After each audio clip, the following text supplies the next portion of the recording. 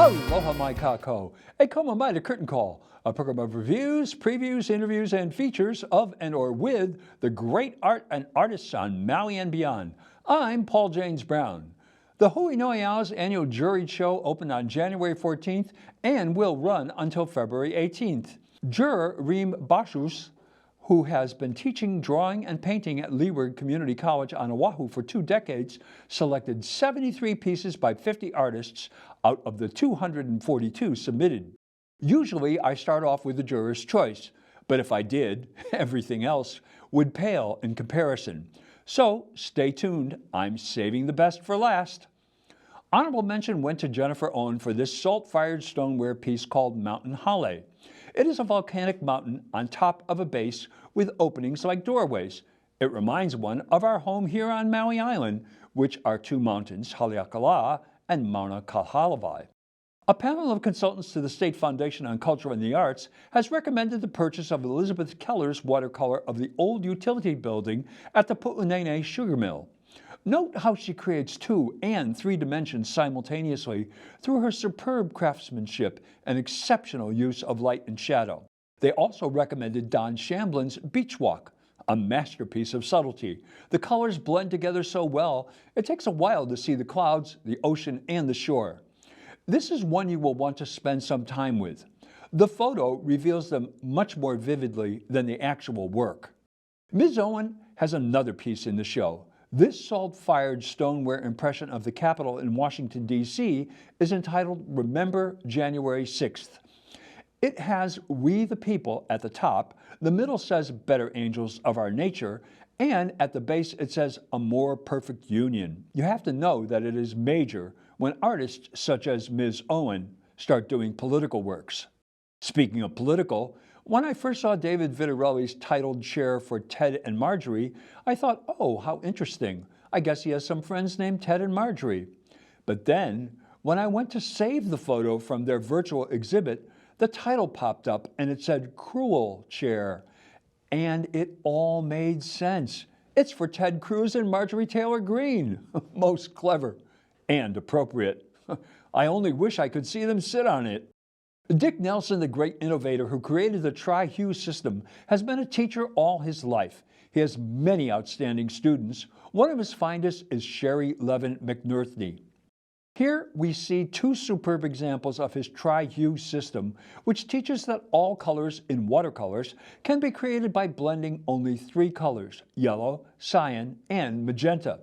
This one is entitled Blue Resonance, and this is Surface of Awareness. Elaine Wenders has harnessed nature and turned it into her art.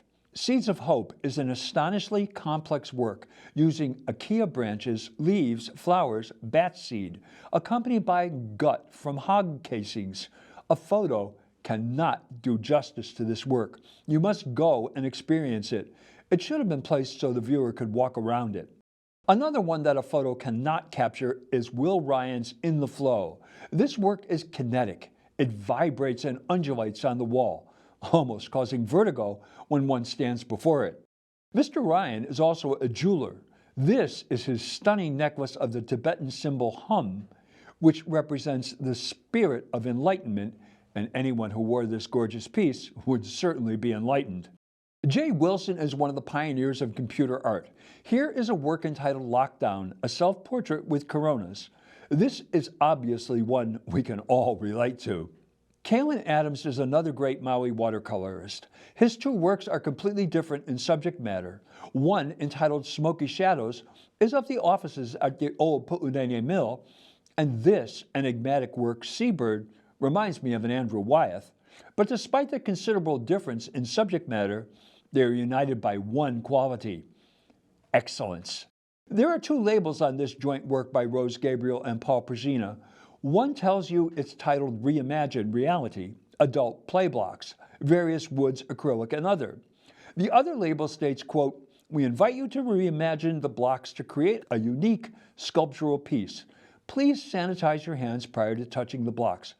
So this piece is interactive and can provide hours of entertainment, just like the blocks you had when you were a kid. Be sure not to miss these tiny featherwork pieces by Joyce Jeffers. This one is Flamboyant Peacock, and this is Take Flight. It features rooster feathers. These are precious inspirations that are thoroughly delightful and unusual. Ms. Jeffers joined Chenta Lowry to create interplay from wool and thread. Ms. Lowry's is on the left and Ms. Jeffers on the right. Ms. Lowry has a solo work in the show as well. Here is her wauke bark and cotton thread work, Restoration. The texture and fabric flow all contribute to the beauty and mystery of this piece. Ms. Lowry is another totally original artist. Here is Nida Bangerter, the director of the Schaefer International Gallery at the Maui Arts and Cultural Center's take on those creatures that it was mistakenly thought would eradicate the rats and were brought here at the end of the 19th century. The Mongoose Diaspora is an homage to these creatures in ceramic, woodblock, and print. Melissa Bruck has her tongue firmly in her cheek with this copper, wood, and paint creation, Kama Eye Aina.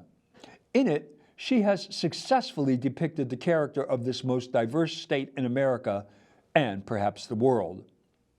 Once again, there is more excellent work than I have time to review. I love Jennifer Valenzuela's Today is an Amazing Day, Janet Davis's Altered Universe, and Blastoff.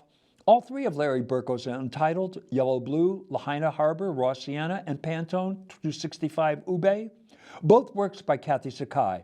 Abandoned and Visitation, Judy Biscard's Island Layers, Jim Pollin's Crossroads, Anna Marie Sheehan's The Door is Always Open, Stephanie Sachs' Current Affairs, and Christine Wara's Into the Fire and Pele's Rain, and finally, Marianne Lee's Ribbon Vase. The Pu'unene Mill is a never-ending inspiration to so many artists. Here is Susan Conway Keene's take. This looks like it was painted from Tom Sewell's Sculpture Gallery and Studio in the old tractor repair building at the mill. And that is a perfect segue into what I told you at the top of the program was the best for last. The juror's choice went to the eternally youthful, imaginative, innovative, and true original haikus, Tom Sewell. Ms. Bastros was taken by this Object Trouvé, Lucerna, 1910. This is Mr. Sewell's first time up to bat in this show, and he hit a grand slam, that's for sure.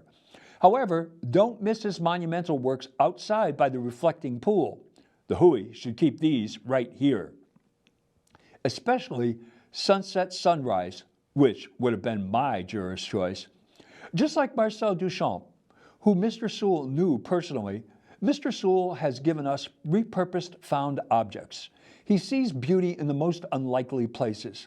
For more than 40 years, Mr. Sewell's muse has been the sugar industry. About his 2006 show, Enigma of the Mill, I said Mr. Sewell's work is so good. Finally, the name International on the gallery fits perfectly. This show is world-class in every way and would be at home in any museum in the world.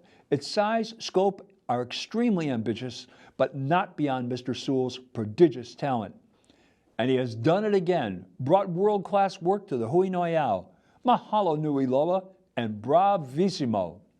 The annual Hui Juried show continues Wednesday to Saturday, 9 a.m. to 4 p.m. until February 18th. COVID protocols are observed. If you cannot make it to the show, there is a beautiful virtual show and a video of the jurors' walkthrough at their website, www.huinoeau.com/exhibitions.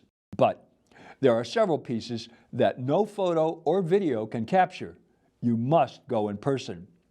Well, that's Curtain Call for this week. Next week, I'll have a review of Maui Academy of Performing Arts Ahi series. Mahalo nui loa for tuning in. I'm Paul James Brown. Ahui ho.